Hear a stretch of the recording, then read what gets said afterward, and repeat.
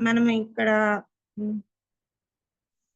మనం ఇక్కడ చూసుకున్నట్లయితే సామెతల గ్రంథము 12వ అధ్యాయము చివరి 27వ వచనంలో చివరి లైన్ లో చురుకుగా నుండుట గొప్ప భాగ్యము.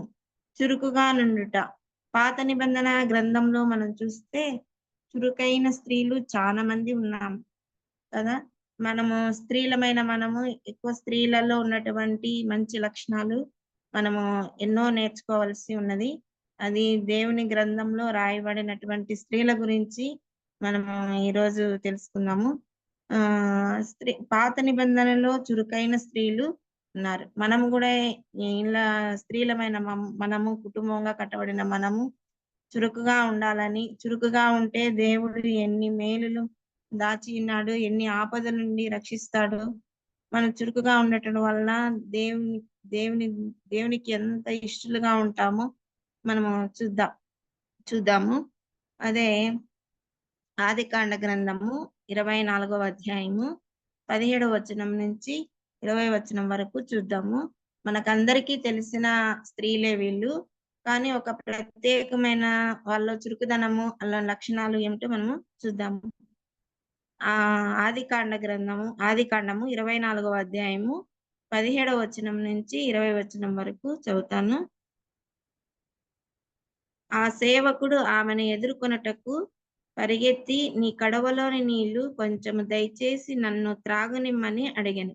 అందుకు ఆమె, అయ్యో, త్రాగుమని చెప్పి త్వరగా తన కడవను చేతి మీదికి దించుకొని అతనికి దాహం ఇచ్చెను. మరియు ఆమె అతనికి దాహం ఇచ్చిన తర్వాత, నీ ఒంటెలు త్రాగుటకు వాటికిని నీళ్లు చేదిపోయిదునని చెప్పి త్వరగా గాడిలో తన కడవను కుమ్మరించి తిరిగి చేదుటకు ఆ బావికి పరిగెత్తుకొని పోయి అతని ఒంటెలన్నిటికీ నీళ్లు చేది పోసెను. ఇక్కడ చూస్తున్నాము, ఇక్కడ ఎవరు నీళ్లు చేది పోసారు మనకు ఇక్కడ ఒంటెలకు ఇప్పటికే అర్థమైతుంది. ఎవరు ఇక్కడ? రిబ్కా గురించి. రిబ్కా నీళ్లు చేదు పోసింది అనమాట. చూడండి ఎంత చురుకుగా ఉందో. అసలు ఎలియాజరు తన దాసుని అబ్రహాం కుమారునికి ఒక సాటి అయిన భాగస్రాలు తీసుకురావడానికి వెళ్ళాడనమాట. నువ్వు వెళ్ళు, నా దేవుడు చూపిస్తాడు అన్నప్పుడు అతడు కొన్ని సూచనలు కోరుతాడనమాట ప్రభు ప్రార్థన ద్వారా. పొందుకున్నప్పుడు ఈ విధంగా ఆమెను అడుగుతాడు, నీళ్ళు ఇమ్మని అడిగితే ఆమె వెంటనే అతనికి దాహం ఇస్తుంది. తిరిగి తన ఒంటెలకు కూడా ఎంత చకచక చేది పోస్తుందో చూడండి. ఆమెలోని చురుకుదనము చూడండి. ఒంటెలకు నీళ్ళు ఎన్ని తాగుతాయో తెలుసు కదా. ఒంటెలకు అన్నింటికి త్రాగుట్టు మట్టుకు వాటి నీళ్లు త్వరగా చేది పోసిందనమాట. అందు మాత్రమే కాకుండా అదే 24వ అధ్యాయము 63వ వచనంలో చూద్దాము. 63వ వచనంలో, అదే 24వ అధ్యాయం 63వ వచనంలో చూస్తే సాయంకాలమున ఇస్సాకు పొలములో ధ్యానింప బయలు వెళ్ళి కన్నులెత్తి చూచినప్పుడు ఒంటెలు వచ్చుచుండెను. రిబ్కా కనులెత్తి ఇస్సాకును చూసి ఒంటె మీద నుండి దిగి మనల్ని ఎదుర్కొనుటకు పొలములో నడుచుచున్న ఆ మనుషుడెవరని దాసిని అడగగా అతడు, ఇతడు నా యజమానుడని చెప్పెను. గనుక ఆమె ముసుగు వేసుకొనెను. ఇక్కడ మనము రిబ్కాలో చూసుకున్నట్లయితే అక్కడ చురుకుగా పనిచేసింది. అంత మాత్రమే కాదు, తన ఎలియాజర్ను ఇంటికి తీసుకువెళ్ళి ఆతిథ్యం కూడా చేసినట్లుగా మనం చూస్తామన్నమాట. ఇక్కడ ఏం చేస్తున్నాం చూడండి, ఆమెలో ఉన్నట్టు వివేకము, విధేయత కదా. తన దాసుడు నా యజమానుడు అని చెప్పాలకి ఆమె ఏం వేసుకుంది? ముసుగు వేసుకుంది. ముసుగు వేసుకున్నట్టుగా మనము చూస్తున్నాం అనమాట. ముసుగు వేసుకొని ఆమెలోని వివేకము, విధేయత. ఎవరికి విధేయత చూపించింది? తన యజమానికి విధేయత చూపించింది. అటువలే మనము కూడా మన ఇంటిలో మన పురుషులకు, మన భర్తలకు మనము కూడా విధేయత చూపించాలని ప్రభు గ్రంథంలో ఎప్పుడో రాయించాడు. వివాహంలో ఇదే మొదటిగా చెప్తాడు, నీ భర్తకు లోబడి ఉండుము. ఎందుకంటే మన పెళ్లి కుమారుడు మన ప్రభువైన క్రీస్తు అనమాట. ఆయన స్వరక్తం ఇచ్చి తన సంఘాన్ని, తన పెళ్లి కూతురు వధువైన సంఘాన్ని కొనుక్కున్నాడనమాట. కాబట్టి సంఘము పెళ్లి కూతురుతో పోల్చుకున్నప్పుడు కాబట్టి ఆయనకు విధేయతను చూపించాలి. మన ప్రభువైన యేసుక్రీస్తుకు మనం ఒక భార్యగా ఉన్నటువంటి మనము ఈ లోకపరంగా కూడా మన భర్తలకు విధేయత చూపిస్తే ఆ ఇల్లు ఎంతో సంతోషంగా ఉంటుంది. భర్తకు మించి మనం మాట్లాడినాం అనుకోండి, ఆ ఇంట్లో పిల్లలు కూడా అలాగనే తయారవుతారు. కాబట్టి మనం ఇటు చూసుకున్నట్లయితే రిబకా కన్నులెత్తి ఇస్సాకును చూసి నీ ఒంటి మీద దిగగానే అతడు యజమానిని చెప్పగానే ఆమె ఏమేసుకుంది? ముసుగు వేసుకుంది. ముసుగు విధేయతకు గుర్తు. విధేయత గుర్తు. తగ్గింపుకు గుర్తు అన్నమాట. అలాగనే మళ్ళా చూస్తాము అదే గ్రంథంలోని 25వ అధ్యాయము 22-23 వచనాలు చూద్దాము. అదే గ్రంథము 25వ అధ్యాయము ఆదికాండము 25-22 నుంచి చూద్దాము. 22. ఆమె గర్భంలో శిశువులు ఒకనితోనొకడు పెనుగులాడిరు గనక ఆమె ఇలాగైతే నేను బ్రతుకుట ఎందుకని అనుకొని ఈ విషయమై యెహోవాను అడుగు వెళ్ళెను. అప్పుడు యెహోవా ఆమెతో ఇట్లనెను, 2 జనములు నీ గర్భములో కలవు, 2 జనములు నీ కడుపులో నుండి ప్రత్యేకముగా వచ్చును. ఒక జనము కంటే ఒక జనపదము బలిష్టమై ఉండును.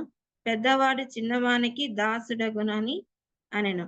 ఆమె కాబట్టి ఈడ చూసుకున్నట్లయితే ఆమె ఎవరి దగ్గరికి వెళ్ళింది? ఆమె ఇస్సాకు చాలా రోజులు ప్రార్థన చేయడం వల్ల గర్భఫలం పొందుకున్నట్లుగా మనకు తెలుసు అందరికీ. కాబట్టి ఇక్కడ ఏం చేస్తాము? ఆమె క్లిష్ట పరిస్థితుల్లో ఆమె గర్భంలో ఇద్దరు పెనుగులాడుతున్నట్టుగా తెలిసిపోయిందనమాట. అందుకే ప్రభువు దగ్గర పోయి విచారణ చేసినట్టుగా చూస్తాం. దేవుని సన్నిధిలో దేవుని దగ్గర అడగాలని వెళ్ళింది. మన ఇంటిలో మనకు ఎన్నో కట్టబడినట్లు నేటి వరకు ఎన్నో సమస్యలు వస్తాయి. మనము ఒక భక్తి కలిగిన స్త్రీలుగా మనము ప్రభు చెంతకు మొట్టమొదటిగా వెళ్ళాలి. మనం వెళ్ళాలంటే ప్రభుతో చెప్పాలంటే మనం ప్రార్థన పూర్వకంగానే ప్రభువుకి మన మనవులు, మన ఆపదలు, మన ఇబ్బందులు, సంతోషమైన, దుఃఖమైన, బాధ వచ్చిన, వ్యాధులు వచ్చిన అన్ని విషయాల్లో మనం ప్రార్థనా పూర్వకంగానే దేవునికి మొరపెడతాం. ప్రతి ఒక్కరికి మనం చేయకపోయినా మనం భక్తి పరుల ద్వారా, సేవకుల ద్వారా, భక్తుల ద్వారా మనం ప్రార్థన మనవులను చెప్తూ ఉంటాం అన్నమాట. అలాగనే రిబ్కా కూడా ఏం చేసింది? దేవునిని అడగాలని వెళ్ళి తన సమస్యను చెప్పుకున్నట్టుగా చెప్పింది. దేవుడు ఏం చెప్పాడు? నీ గర్భంలో 2 జనములు ఉన్నాయి. పెద్దవాడు చిన్నవానికి దాసుడగును అని రిబ్కా దేవుని ద్వారా సమాధానం పొందుకుందనమాట. ఆమె ఇంట్లో ఎలాంటి సమస్యలు వచ్చినా కూడా దేవుని చెంతకు వెళ్ళేదిగా ఉంది. దేవుని సన్నిధిలో మొరపెట్టుకునేదిగా చూస్తున్నాము. అలాగే 27వ అధ్యాయంలో అదే ఆదికాండ గ్రంథము 27వ అధ్యాయము 8వ వచనం చూద్దాము. 8వ వచనం నుంచి 27వ అధ్యాయము 8వ వచనం. కాబట్టి నా కుమారుడా, నా మాట విని నేను నీకు ఆజ్ఞాపించినట్టు చేయుము. నీవు మందకు వెళ్ళి 2 మంచి మేకపిల్లలను అక్కడ నుండి నా యొద్దకు తెమ్ము. వాటిలో నీ తండ్రికి ఇష్టమైన రుచికల భోజనములను అతనికి చేసేదను. నీ తండ్రి మృతి పొందక ముందు అతడు వాటిని తిని నిన్ను ఆశీర్వదించినట్లు నీవు వాటిని నీ తండ్రి యొద్దకు తీసుకొని పోవలెను. అందుకు యాకోబు, నా సహోదరుడైన ఏశావు రోమము గలవాడు, నన్ను నీ వాడను గదా. ఒకవేళ నా తండ్రి నన్ను తడిమి చూచినప్పుడు అప్పుడు నేను అతని దృష్టికి వంచకుడుగా తోచిన ఎడల నా మీదికి శాపమే గాని ఆశీర్వాదము తెచ్చుకోనని చెప్పెను. అయినను అతని తల్లి, నా కుమారుడా, ఆ శాపం నా మీదకు వచ్చును గాక. నీవు నా మాట మాత్రము వినిపోయి వాటిని నా యొద్దకు తీసుకొని రమ్మని చెప్పగా, ఇక్కడ చూసినట్లయితే రిబ్కా చిన్న కుమారుని ప్రేమిస్తుంది. ఇస్సాకు వచ్చి ఏశావును ప్రేమిస్తాడనమాట. ఎందుకంటే ఈమెకి ముందే తెలుసు అనమాట, పెద్దవాడు చిన్నవానికి దాసుడు అవుతాడనమాట. కాబట్టి ఈమెం చేసింది, ఆ దీవెనలన్నీ చిన్న కుమారునికే రావాలని చాటుగా విని, ఏశావుతో చెప్తున్న మాటలు రిబ్కా చాటుగా విని, చిన్న కుమారునికి 2 మేకలు తీసుకురమ్మని, దాన్ని వండి నేను సిద్ధం చేసిస్తాను. ఆశీర్వాదాలన్నీ నువ్వు పొందుకోవాలా మీ నాన్న చనిపోకముందే అని చెప్పేసి, వాటిని వాడు చెప్తాడనమాట. మా అన్నకేమో రోమాలుంటాయి ఒంటి నిండా. నేను నునుపుగానున్నాను. నునుపు వానిని కదా! ఒకవేళ నన్ను గుర్తుపడితే నన్ను శపిస్తాడు నానంటే, ఆ శాపం నా మీదకి వచ్చును గాక అని రిబ్కా పలుకుతుందనమాట. తన కుమారుడిని అన్ని విధాలుగా రెడీ చేస్తుంది. ఎక్కడ నునుపుగా ఉన్న చోటంతా మేక చర్మంతో కప్పుతుంది. ఏశావు యొక్క అంగీని తొడిగించి అన్నీ సిద్ధం చేసి తండ్రి యొద్దకు పంపిస్తుందనమాట. ఇలాగా ఆ తండ్రి దీవెన విషయంలో గూడా కుమారునికి సహాయపడుతుంది ఈ తల్లి. అదే ఆదికాండ గ్రంథము 27వ అధ్యాయంలోని 46 వచనంలో చూద్దాము. 46 వచనంలో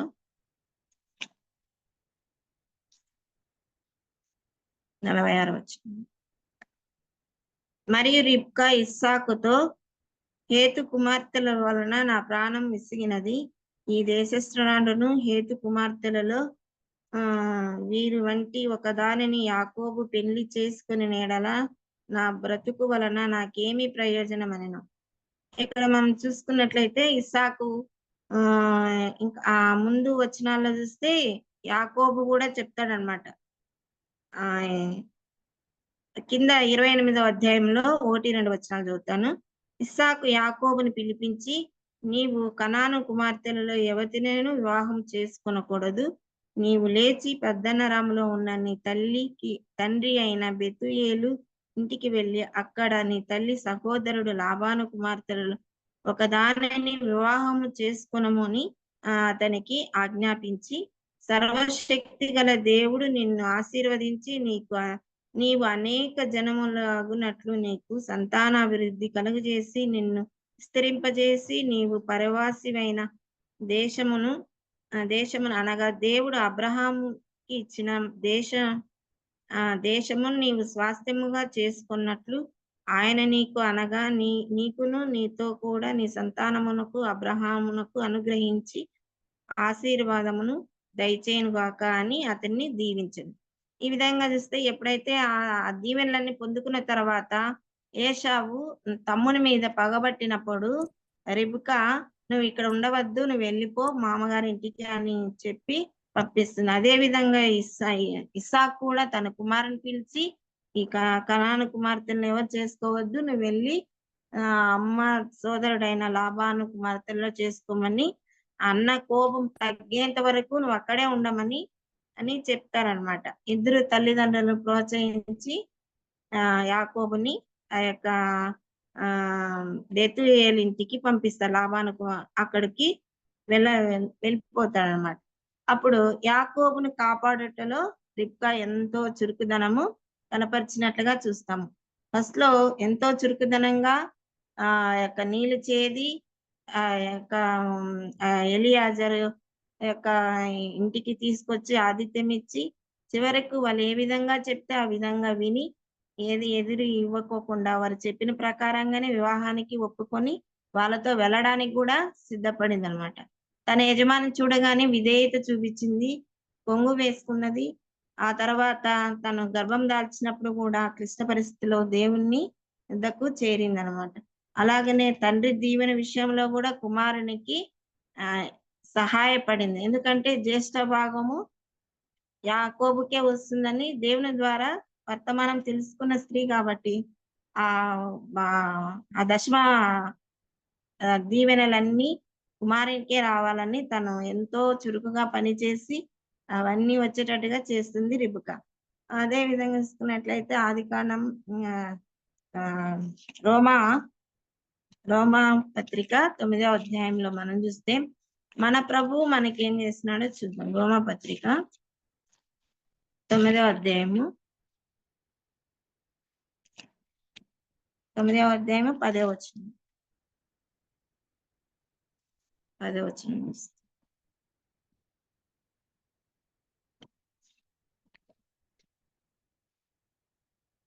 రోమా 9 తీసినవి చదవండి. 9, 10. ఆ! అయితే రిబ్కా మన తండ్రి అయిన ఇస్సాకు అను ఒకని వలన గర్భవతి అయినప్పుడు ఏర్పాటును అనుసరించిన దేవుని సంకల్పము క్రియల మూలముగా కాక పిలుపు పిలుచువాని మూలముగానే నిలకడగా ఉండు నిమిత్తము పిల్లలింకా పుట్టి మేలై మేలైనను కీడైనను చేయకముందే పెద్దవాడు చిన్నవానికి దాసుడగునని ఆమెతో చెప్పబడెను.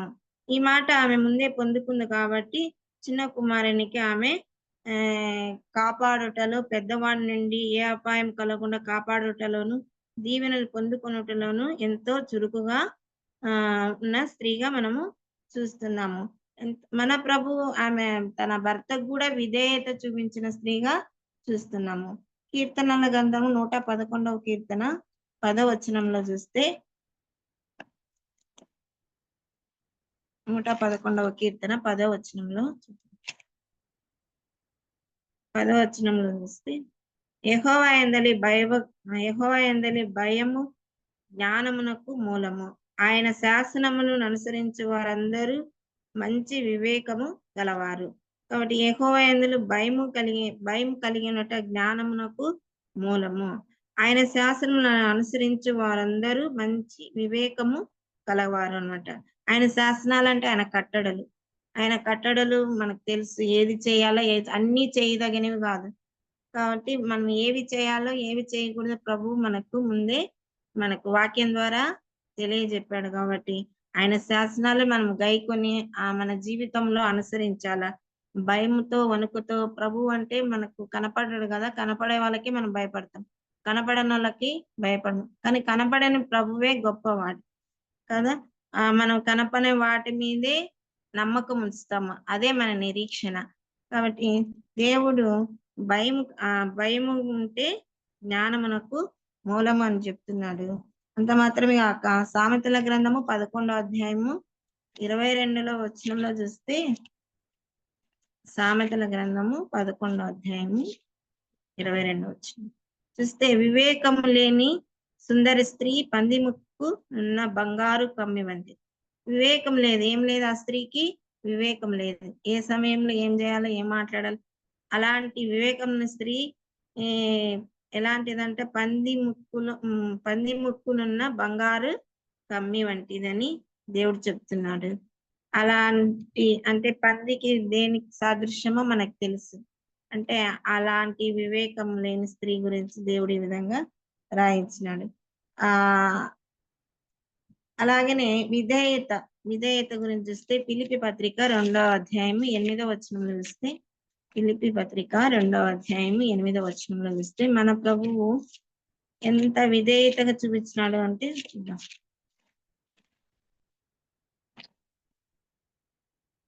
ఫిలిప్పీ పత్రిక 2వ అధ్యాయము 8వ వచనంలో చూస్తే,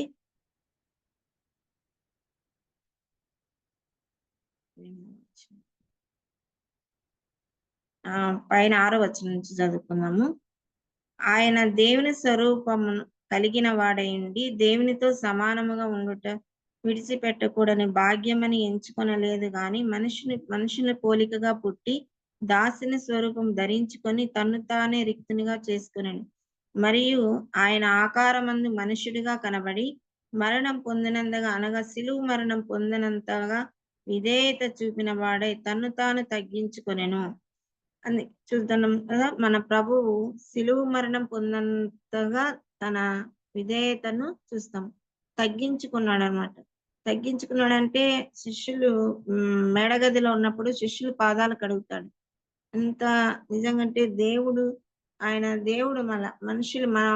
మనుషుల పాదాలు కడిగడం అంటే ఆయన ఒక దాసునిగా తగ్గించుకొని నిజంగా అలాగా ఇప్పుడైతే ఎవరు చేయలేరు కూడా. పెద్దలు గాని పరిచారకులు గాని బోధించే వాళ్ళు గాని శిష్యులు పాదాలు కడగడం అంటే ఎవరు చేయలేరు ఆ పని. కానీ మన ప్రభువు అంతగా అంటే మాదిరి మనకు. మనము ఏ విషయంలో గర్వపడుకోకుండా నేనే అన్ని అధికారాలు లోకపరంగా ప్రభువు ఉన్నటువంటి అధికారం మనకుంటే మనము నిజంగా అంటే భూమి మీద ఉండం. దేవుడు అంత గొప్ప దేవుడై ఉండుకొని ఒక మానవునిగా ఆకలిగా ఉన్నాడు, దప్పికగా ఉన్నాడు. కనీసం ఆయన తలవాల్చుకునేటట్టుకు కూడా ఆయనకు ఎక్కడే గాని స్థలము లేదు. అలాంటి ప్రభువు నిన్ను నన్ను ప్రేమించి మనలను ఆ నరకానికి పోనీకోకుండా మనలను ఆ పరలోక రాజ్యానికి వారసులను చేయాలని ఆయన శిలువ మరణం పొంది తిరిగి లేచుట ద్వారా నీకు నాకు ఆ నిరీక్షణ కలిగిందనమాట. క్రిస్మస్ పండగ కన్నా పునరుద్ధాన పండగే గొప్పదనమాట. ఎందుకంటే ప్రభువు లేకపోయుంటే మనకు ఆ నిరీక్షణ ఉండేది కాదు. ఎందుకంటే ప్రభువు లేచాడు గాబట్టి నువ్వు నేను ఈరోజు ఇంట్లో రేపు మనతో చనిపోయినా గూడా ప్రభుతో ఉంటామనే నిరీక్షణనే మనల్ని నడిపిస్తుంది. ఎందుకు దేవున్ని నమ్ముకోవాలంటే మనము ప్రభుతో ఉండాలా. ఎందుకంటే ఆ నరకాన్నించి తప్పించేది ఆయనొక్కడే.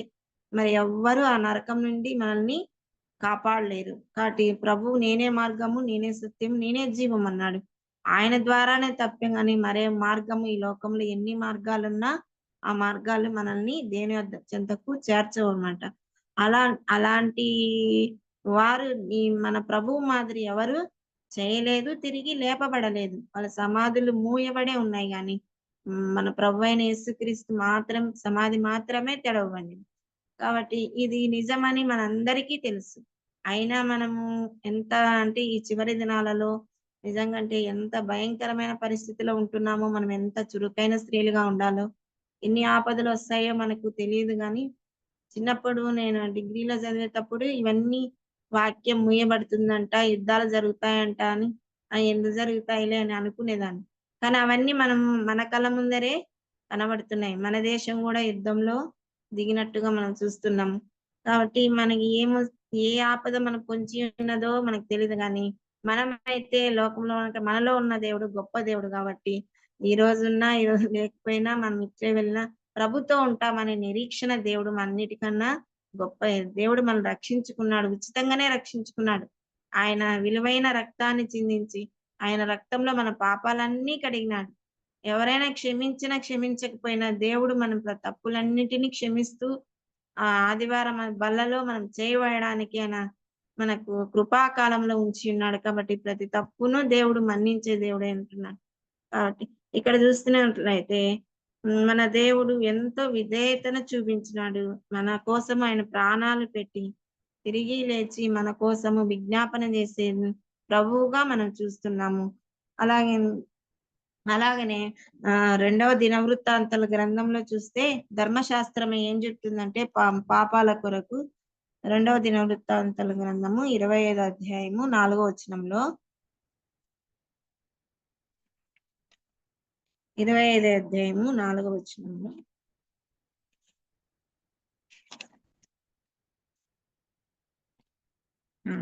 4వ వచనంలో అయితే తండ్రులు పిల్లల కొరకును పిల్లలు తండ్రుల కొరకును చావకూడదు.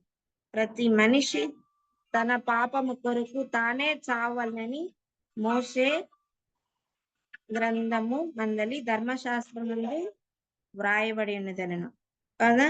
ఇక్కడ ఏమంటే చూడండి, తన పాపముల కొరకు తానే చావాలని మోషే గ్రంథం మందలి ధర్మశాస్త్రంలో రాయబడి ఉన్నదని ఏహో అని మనం చూస్తున్నాం. తన పాపాల కోసము ఎవరు చావాలా? తానే చావాలి. మనకు బదులుగా ఎవరు చనిపోయినాడు? మన ప్రభువైన యేసుక్రీస్తు. ఆయనలో ఏ పాపము లేదు, ఏ నేరము లేదు. నాలో పాపం ఉందని చూపించగల లోకానికి ఒక ఛాలెంజ్ వేసిన మన ప్రభువుని చూస్తున్నాం. ఎందుకంటే నా కొరకు ఆయన ఈ లోకానికి రావాల్సి వచ్చింది. మనం ఏ ఒక్కరు నరకానికి నశించి నరకానికి వెళ్ళటం ఆయనకి ఇష్టం లేదు. అందరూ అంతటా మారు మనసు పొందాలని దేవుని చిత్తమై ఉన్నది. ప్రస్తుత దినాలలో వాక్యం ప్రకటించడానికి భయపడే దినాల్లో చానా ఘోరమైన పరిస్థితులు మనం చూస్తుంటున్నాము. ఇంకొద్ది రోజులు పోతే వాక్యం కూడా మనకు కరువైపోతాయి. మన గ్రంథాలు మన చేతిలో ఉంటాయో ఉండవు. కాబట్టి హృదయం అనే దేవుని వాక్యంలో మనం భద్రపరుచుకున్నట్లయితే దేవుడు హృదయంతోనే మాట్లాడతాడు కాబట్టి ఆయన ఆత్మ కాబట్టి ఆత్మతోనే మాట్లాడతాడు కాబట్టి మన ఆత్మలో మనము ఎదగాలని దేవుని ఉద్దేశమై ఉన్నది. శారీరకంగా కాదు, ఆత్మీయంగా దినదినము మనము ఎదుగుతూ ఉండాలి. రిబ్కా నుండి మనము నేర్చుకోవలసిన విషయం ఏమంటే అదే హెబ్రీ పత్రిక 5వ అధ్యాయము 8వ వచనం ఒకసారి చూద్దాము. హెబ్రీ పత్రిక 5వ అధ్యాయము 8వ వచనము.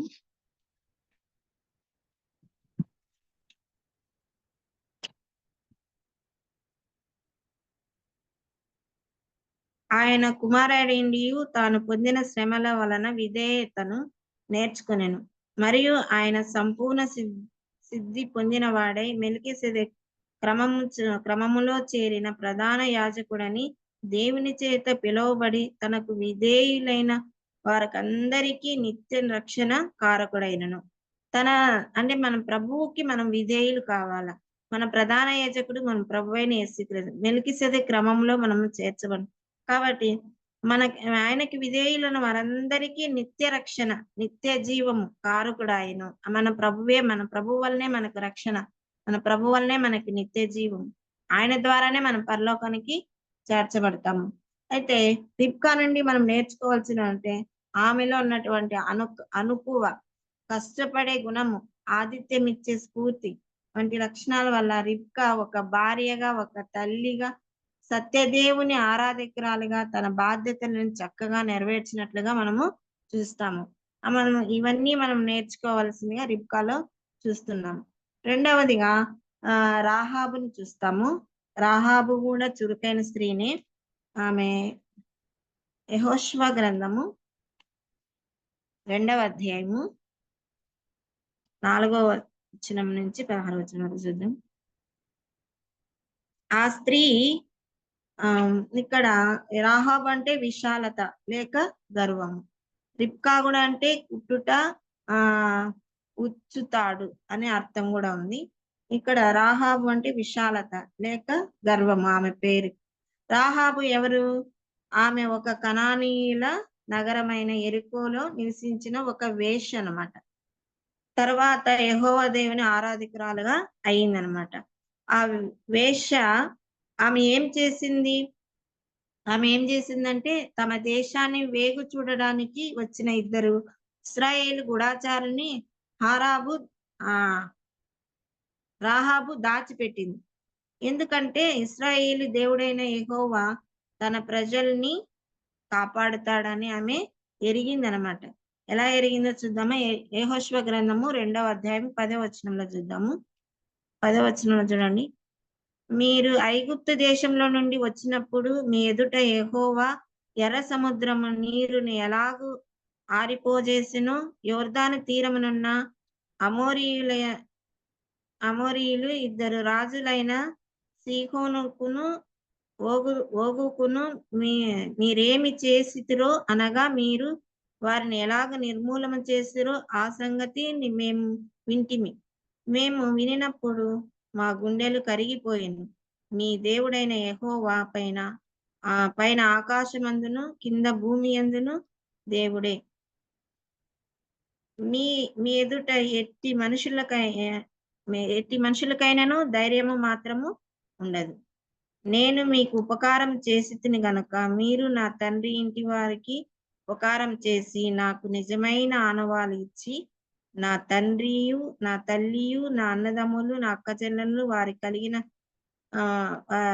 వారికి కలిగిన ఉన్న వారందరినూ చావకుండా బతికనిచ్చి రక్షించినట్లుగా దయచేసి యెహోవా తోడని ప్రమాణము చేయడని.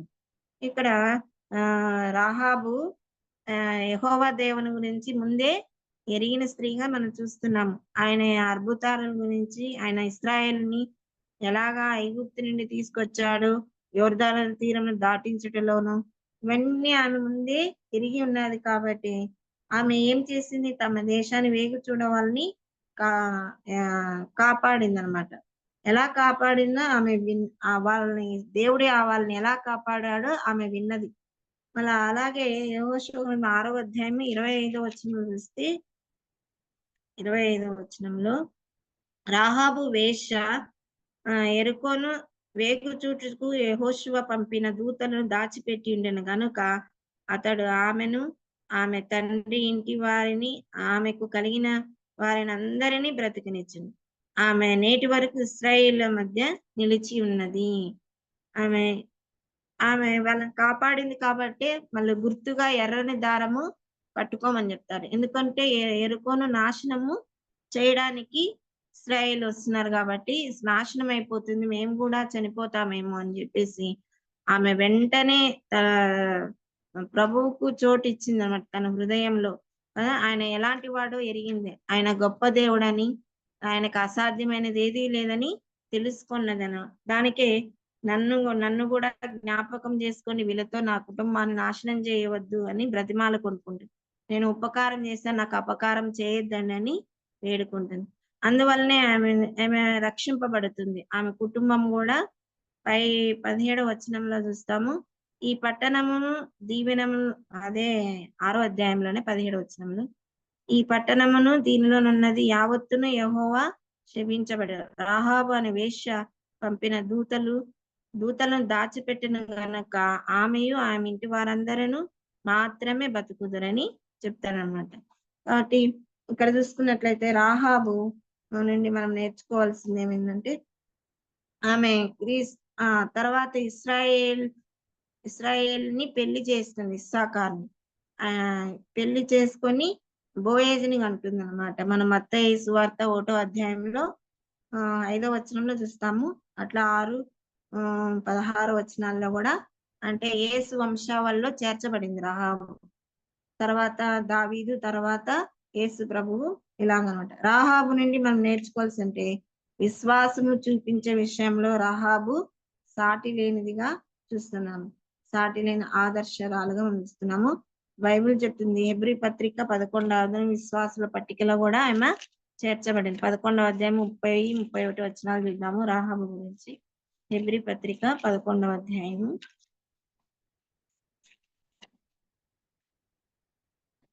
30, 31 వచనం.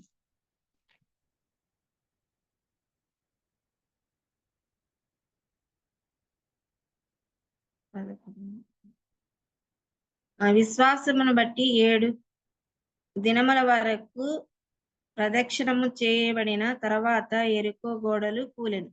విశ్వాసం బట్టి రాహాబు వేశ్య వేగుల వారిని సమాధానముగా చేర్చుకునినందున అవిధేయులతో పాటు నశింపకపోయెను. అంటే యెరికోలో ఉన్న అవిధేయులు ఈమె విధేయత చూపించింది కాబట్టి అవిధేయులతో పాటు నశింపకపోయెను. ఇకను ఈమె చెప్పున్నదేమో కాబట్టి ఈమె కాపాడబడింది. ఈమె విధేయత వలన కాపాడబడింది. ఈమె నేపథ్యం ఏమైనప్పటికీ కూడా ఈమె ఎలాంటిది ఆమె దేవుడు ఎంతో క్షమిస్తాడని ఆయనకు పక్షపాతం లేదని ఏ నేపథ్యం చెందిన వాళ్ళకైనా తన మీద నమ్ముట మీ వలన అయితే సమస్తము సాధ్యము అని చెప్పాడు. దేవుడు వాళ్ళని దీవిస్తాడని ఆమె ఎరిగిన స్త్రీగా మనం చూస్తున్నాము. చూచి నమ్మిన వారి కంటే చూడక నమ్మిన వారు ధన్యులని ప్రభు చెప్తాడు కదా. కాబట్టి మనము ప్రభువుని చూడలేదు కానీ మనం అన్యులమైన మనము దేవుడు ఉన్నాడు ఆయన యేసు ప్రభు నిజమైన దేవుడు అని మనం నమ్ముచున్నాము. కాబట్టి ఆ స్త్రీ కూడా అలాగనే ఎరిగి ఉన్నది కాబట్టి ఆమె కూడా ఒక యేసు ప్రభు వంశావళిలో చేర్చినట్టుగా చూస్తున్నాం. అలాగనే అబీగయలు చూద్దాం. అబీగయలు కూడా చురుకైన స్త్రీగా మనం చూసుకోవచ్చు. మొదటి సమూయేలు గ్రంథము 25వ అధ్యాయము 18వ వచనం. 18వ వచనంలో 42 వచనాలు చూస్తే ఆమె ఎవరంటే మీకందరికి బాగా తెలుసు. ఆమె నాబాలు భార్య. అతడు ఎలాంటి వాడు? మొరటవాడు, కఠినుడు. అతను చాలా ధనవంతుడు కానీ కఠినుడు. అయితే అబీగయలు ఏముంది? వివేచన, వినయం గల స్త్రీ. ఆమె చూడటానికి ఎంతో రూపసి, సుబుద్ధి గల స్త్రీ అని మనం చెప్తాం. సుబుద్ధి గల స్త్రీ అందంగా ఉండేది. పైగా యెహోవాకు నచ్చే లక్షణాలు ఆమెలో ఉన్నాయి. యెహోవాకు నచ్చేది వినయము, విధేయత, తగ్గింపు, అనుకువ. ఇవే దేవుడు మనలో చూస్తాడు. మనం పైన అలంకరించుకోవడం కానీ బాహ్య అలంకరణ కంటే హృదయ అలంకరణ దేవుడు కోరుకుంటాడు స్త్రీలలో. ఆ గుణాలు మనలో అలంకరించుకోవాలని పైన అయితే తగుమాత్రపు అలంకరణతో ఉండమంటాడు కానీ దేవుడు వాక్యంలో ఉన్నటువంటి మంచి లక్షణాల చేత అలంకరించుకోవాలని చెప్తున్నాడు. ఆమెలో ఉన్న లక్షణాలు ఇవన్నమాట. ఆమె ఏం చేసింది? అబీగయలు రాబోతున్న ప్రమాదాన్ని తప్పించడానికి తెలివితో, వివేచనతో చర్య తీసుకుంది. ఏం చేసింది? ఇశ్రాయేలు రాజు కాబోతున్న దావీదు ప్రాణాలు కాపాడుకోవడానికైతే ఎక్కడైతే దాక్కున్నాడో అక్కడనే ఆమె నివాసం ఉంటుందన్నమాట. ఆ ప్రాంతంలోనే అబీగయీలు, నాబాలు నివసించేవాళ్ళు. దావీదు ఆయన మనుషులు అక్కడ ఉన్నప్పుడు నాబాలుకు చెందిన గొర్రెలు గాని దొంగల బారిన పడుకోకుండా కాపాడేవాళ్ళనమాట. కానీ దావీదు మనుషులు ఆహారం అడగడానికి వచ్చినప్పుడు నాబాలు పొగురుగా మాట్లాడతాడు. మనం చూస్తాం గదా! పొగురుగా మాట్లాడతాడనమాట. 25 అధ్యాయంలోని 10వ వచనంలో చూద్దాం. నాబాలు దావీదు ఎవడు? యెషై కుమారు ఎవడు? తమ యజమానులను విడిచి పారిపోయిన దాసులు ఇప్పుడు అనేకులున్నారు. కాబట్టి నాబాలు ఏమంటారు? దావీదు ఎవడు? యెషై కుమారుడు. ఇలా పొగురుగా మాట్లాడతాడనమాట. ఆ!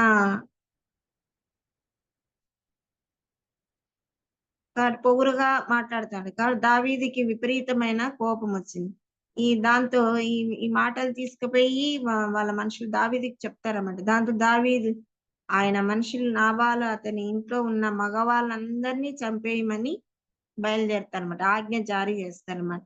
ఆ ఆజ్ఞ జారీ చేయబడుతుంది. పరిగెత్తుకొని ఒక అతను వచ్చి అబీగయీలుకి చెప్తాడన్నమాట. కింద చూడండి. కింద 17వ వచనంలో మన యజమానుడు బహు పనికిమాలినవాడు. ఎవరిని తనతో మాటలాడనీయడు అనెను.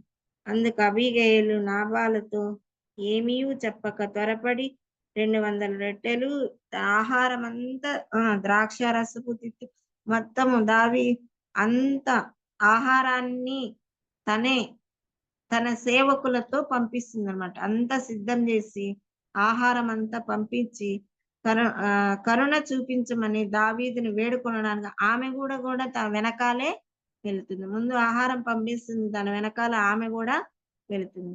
కాబట్టి సమూయేలు గ్రంథం 20, 14, 19 వచనాల్లో అలాగే 24, 30 వచనాల్లో చూస్తున్నట్లయితే దావీదు ఆమె పంపిన వాటినన్నిటిని ఆమె వినయాన్ని చూసినప్పుడు ఆమె తెలివైన సలహాకి విన్నప్పుడు ప్రమాదాన్ని అంటే ఆమె అంటుంది గదా!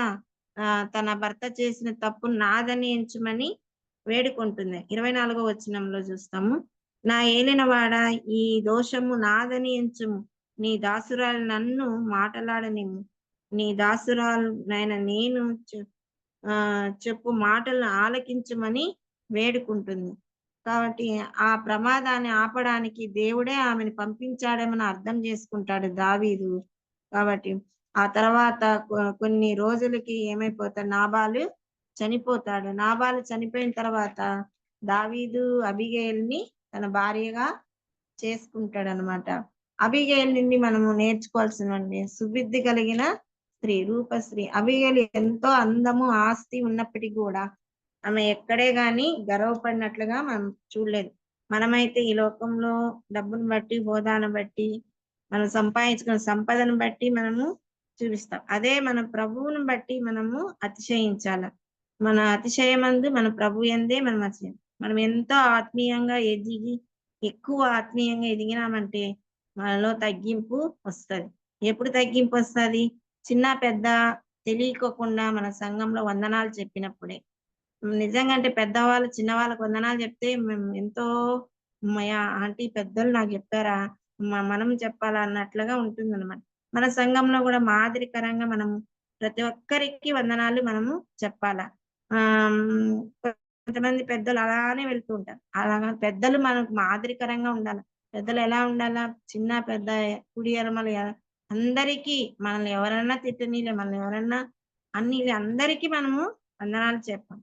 అలా ఉన్నప్పుడే మనం బలలో చేయి వేయగలుగుతాం గానీ, లేకపోతే మనము చేయి వేయాలి. అందరితో సమాధానంగా ఉండాలని ప్రభువు చెప్తాడు కదా! ప్రభువు మళ్ళీ ఏ పాపము చేయలేదు. అయినా ఆయన అన్నీ తన మీద వేసుకొని, తను ఎన్నో గాయాలు, ఎన్నో శ్రమలు అనుభవిస్తాడు. సరే ఈ గిన్నెని నీ ప్రభువా చిత్తమైతే ఈ గిన్నెని నా నుండి తొలగించమని ప్రార్థన చేస్తాడు. అయినా నీ చిత్తమే జరిగించమని ప్రభువుకు తన తండ్రికి అప్పజెప్పుకుంటాడు. నిజంగా అంటే అలాంటి ప్రభువును కలిగిన మనమున సంఘంలో తగ్గింపు మనం ప్రతి ఒక్క స్త్రీలో మనం చూడాలి. అందరూ నిజంగా అంటే అలాంటి మాదిరి మనము చూపించాలి. సుబుద్ధి గల స్త్రీ ఎంత ఆస్తి ఉన్నా తానే గొప్ప అని ఆమె ఎప్పుడూ అనుకోలేదు. శాంతిని కాపాడుకుంటాను. ఏ తప్పు చేయకపోయినా క్షమాపణ అడిగింది. ఎంతో ఒత్తిడి కలిగించే పరిస్థితుల్లో గూడా ప్రశాంతంగా, యుక్తిగా, ధైర్యంగా, తెలివిగా వ్యవహరించినట్టుగా మనము చూస్తున్నాము. కాబట్టి మనం చూస్తున్నటువంటి భాగాల్లో మనం రిబ్కాను చూసుకున్నాము, రాహాబుని చూసుకున్నాము, అబీగయీలుని చూసుకున్నాము. ఈ ముగ్గురు స్త్రీలు ఇంకా ఉన్నారు. చురుకైన స్త్రీలు.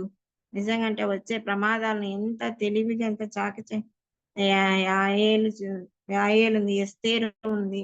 ఎస్తేరు గూడా తన జనాంగాన్ని తన భక్తి ద్వారా, ఉపవాసం ద్వారా సలహాలు తీసుకొని ఎంతో తన ప్రాణాలని నశించింది గానీ, నా జనం కాపాడుకోవాలని ఆమె ధైర్యం జేసిందనమాట. ఎంత చురుకైన స్త్రీలు మన గ్రంథంలో, పాత నిబంధన గ్రంథంలో ఉన్నారు. వాళ్ళలో లక్షణాలు మనకు కూడా రావాలి. మనం ప్రతిరోజు దేవుని గ్రంథము చదువుతూ ఉంటే మన మన అద్దము, మన వాక్యమే మనకు. కాబట్టి మనం ఎవరిని అడగాల్సిన పని లేదు. మనం దేవుని దగ్గరికి వెళ్తే దేవుడే మనతో మాట్లాడతాడు. ప్రతి ఇబ్బందిని, ఏ అవసరత ఉన్నా మనకి దేవుడు కలిగిస్తాడు.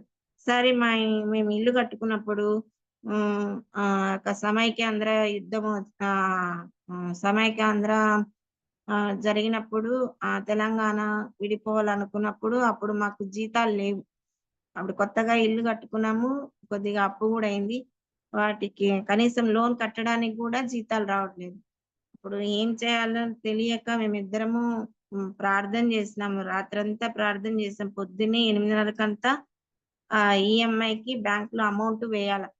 ప్రభువుని అడుగుతున్నాము, ప్రార్థన చేస్తున్నాం. 2, 3 రోజుల నుంచి అందరిని అడిగినాము. ఎవరికీ జీతాలు లేవు కాబట్టి ఎవరిని అడిగినా కనీసం వడ్డీకి ఎవరు బదులు ఇచ్చేవాళ్ళు లేరు. వడ్డీకి ఇచ్చేవాళ్ళు కూడా లేరండి. అలాంటి సమయంలో మా ఇంట్లో పైన బాడిక్కున్నారు అంకుల్ వాళ్ళు. కదిరి సంఘానికెళ్తారు. జోసెఫ్ అంకుల్ వాళ్ళు. అంకుల్ మా ఇంట్లో చిన్న తను పొద్దున్నే అలోవెరా యొక్క జ్యూస్ తాగుతారు. అది ఫ్రిడ్జ్‌లో పెట్టుకునేవాడు. పొద్దున్నే వచ్చేవాడు. ఇంట్లోకొచ్చి తాగిపోయేవాడు. అప్పుడు మా మొగాలు చూసినాడు. అంకుల్ పోయి ఆంటీతో చెప్పాడు. అమ్మాయి వాళ్ళేదో రకంగా ఉన్నారు. ఏమైందో పోయి కనుక్కొని రా అన్నాడు. పోతే ఆంటీ వచ్చి అడిగింది. ఆంటీ ఇట్లా ఒక 20,000 కావాలా? ఇప్పుడు 8:30 పైన 10కంతా బ్యాంకులు తెరుస్తారు. ఈఎంఐ కట్టాలా? అని అడిగాను. ఆంటీ వెంటనే వెయ్యి ఇచ్చి తన కొడుకుని పంపించి అది ఎలా వేయాలో మాకు రాదు. అబ్బాయే ఏసాడు.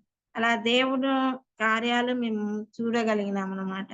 దేవుడు మన ప్రార్థనలకు జవాబిస్తాడు.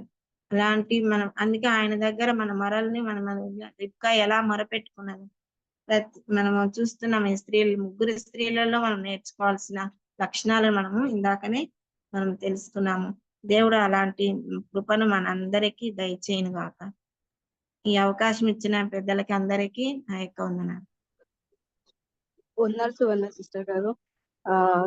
చురుకైన స్త్రీ అనే అంశం మీద చాలా చక్కటి సందేశాన్ని మాకు అందించినందుకు మీకు మన ప్రభువైన యేసుక్రీస్తు